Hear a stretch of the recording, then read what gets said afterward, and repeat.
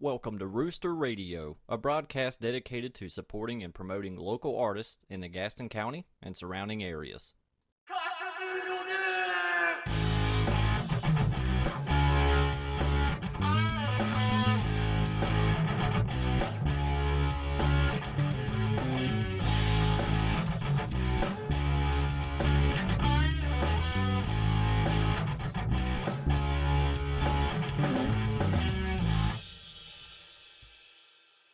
Thank you for joining us. This week we sat down with Jake and Thomas of the up-and-coming power trio that is Auralayer. These guys are young yet polished, and they're bringing some serious heat to the Greenville music scene. I was reading up on you guys, and you got a new song that we haven't heard yet called ShelfBlack. And I know that there's a story there that needs to be told. I wanted to give you guys an opportunity to tell that story. Yeah, this is going to sound bizarre. This is going to sound like it's not true, but I swear on anything and everything that I hold dear that this is absolutely 100% true. We've been playing this song in circulation since like the latter half of 2020, and there's a reason for that because we wrote it much earlier. I had a good friend, his name is Casey. I'm not going to say his last name, but you can look up his Instagram page because he was an artist.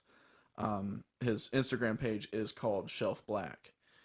And he was an electronic artist who just made really fantastic music. And it was just amazing. And unfortunately, Casey passed away in early 2020.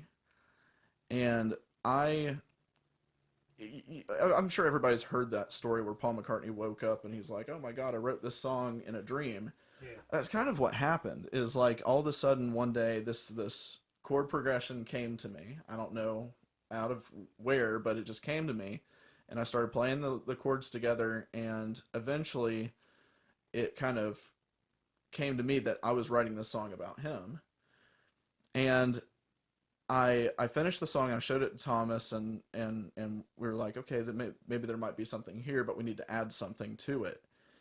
And so I went on Casey's page and just kind of scrolled and looked at what stuff he had posted. And in his last like maybe 5 or 10 posts, I think the post is called So It Goes. There's a little instrumental there, and I loved it so much, and I figured that this would go so well at the end of the song, and it would be a great tribute to his music to use a motif that he wrote. Right. And so I wrote it in there, and we started practicing it, but I didn't feel right playing the song without getting permission from some sort of family. Right. And so I had found his widow on Instagram and tried messaging her on Facebook because I just wanted to make sure I was not overstepping. It's the right thing to do. Yeah. I think so. And so there was a long time where I couldn't get in contact with her because, you know, when you have a loved one pass away, the last thing you want to be reminded of is the tragedy that happens. Yeah. And my heart goes out to her on that. I couldn't imagine. And, you know, so it was understandable that I couldn't really get in contact with her, but I had just purchased a new bass guitar, and I swear I'm getting to the point. But I had purchased a bass guitar and was having it taken to my guitar tech's house in Duncan, South Carolina.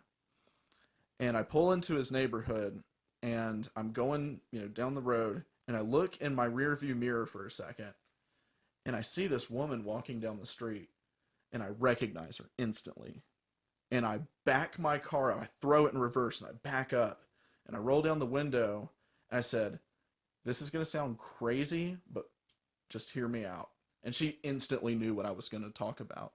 And we talked, and I said how I knew Casey and the song I was writing and everything. And she was so gracious. She said absolutely yes, you know, you can use that part, and the odds? you know that yeah, and it was incredible. I mean, it was just, we were both sitting there just crying in the street, like, you know, we were both like, oh my God, like we're not like spiritual or anything, but this is just weird. No, I mean, I'm getting goosebumps hearing the story. Oh my God, too, I'm feeling it. It was insane, and I'll never forget it.